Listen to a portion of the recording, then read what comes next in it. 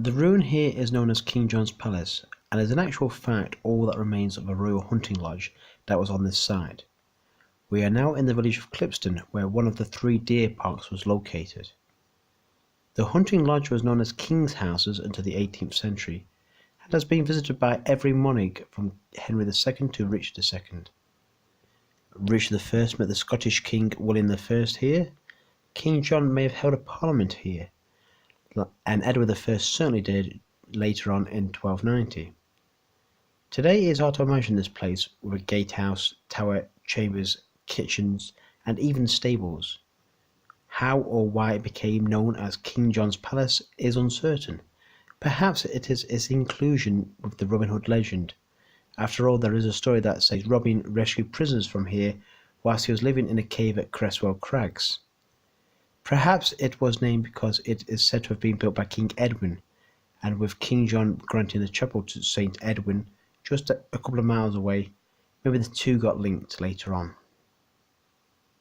Here we see an artist's interpretation of what the site may have looked like. You can just see the sort of size of the place. Just up from the hunting lodge is this tree here. It is said to be around 1200 years old, and was a boundary marker tree for the Royal Deer Park of Clipston, with a fence to the park passing either side of the tree. This is Parliament Oak, so named because it was thought that King John held a parliament under this tree when he heard about a Welsh revolt and insurrection in the north of England, whilst he was out hunting. However, without any hard evidence to prove that happened, it is more likely that it was named for a parliament Edward I held while staying at the hunting lodge we have just come from.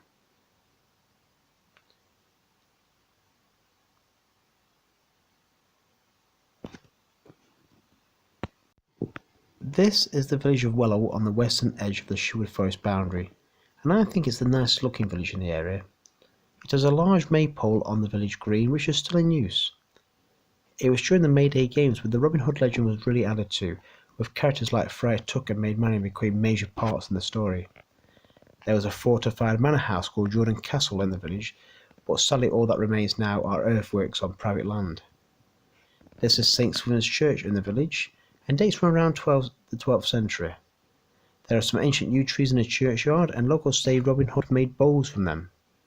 In 1869, a skeleton was found under the bottom of a staircase at nearby Rutherford Abbey, with a bullet through the skull, and the bones were later reinterred here.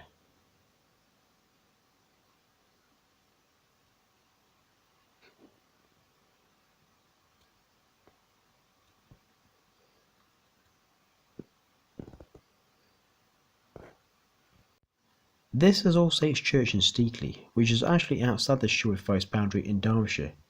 But this 12th century church is a wonderful example of Norman architecture, and is believed to have been built by Lee Breton during the reign of King Stephen. Some think it was used as inspiration in Walter Scott's novel Ivanhoe, which has one Robin Hood connection. Other Robin Hood stories include Friar Tuck bringing Robin and his men here to pray, and was also meant to have a false roof in which Robin could hide in. Steatley is one of the churches where Alan of Dale was meant to have been married in. His wife was intended to be married to an elderly nobleman of her parents' choosing, until Robin stopped in and rescued her. She was instantly wedded to Alan instead. Some websites even claim that Robin Hood was buried in the farm next door. Here are some of the more unusual gravestones I found today. There's one there from a First World War soldier.